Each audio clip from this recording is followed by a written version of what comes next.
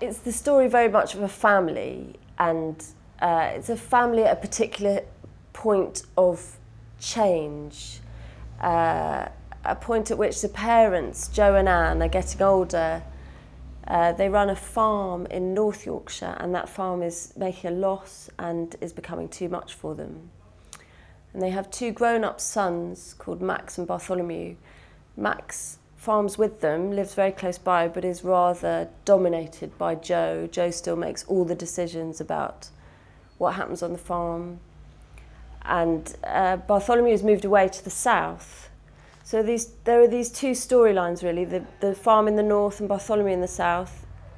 He's set up his own business, and he's at the beginning of a new relationship. So he's broken away, but he's very ambivalent about home, and really the theme of the book is about something that happens in families as parents age and as children fight for their own identities.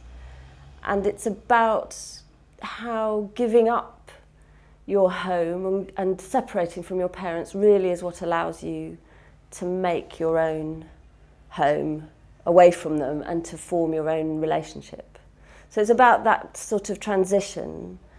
And I think the reason it's set on a farm is because it is about giving up territory. It's about giving up land in a real sense, but it's also about this emotional terrain of separating from what you knew and what you were used to and what you grew up with, and rejecting some of those things and keeping other parts of it, and therefore being able to make a family of your own.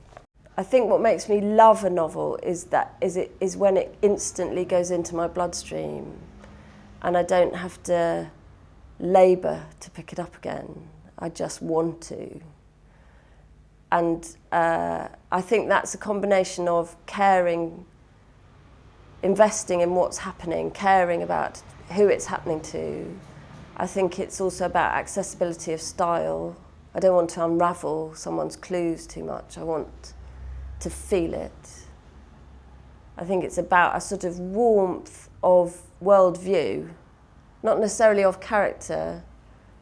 I don't think you necessarily have to love the characters, but I think you have to feel the author has a vaguely sane perspective on life.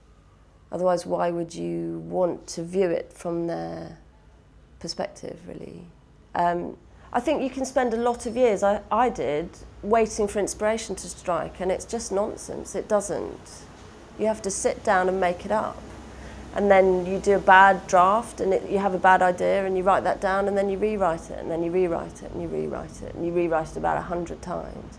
So it's not a kind of bolt coming to you in this wonderful form. It's a kind of everyday, work-a-day idea. Will that work? Yes, I'll try it. Get it down, and then you probably throw it out, but 20% survives, and then you build on that. It's a sort of like knitting, you know, it's not you can't wait for it to happen to you. You have to sit down as a job and just get on with it. And that I learned very late.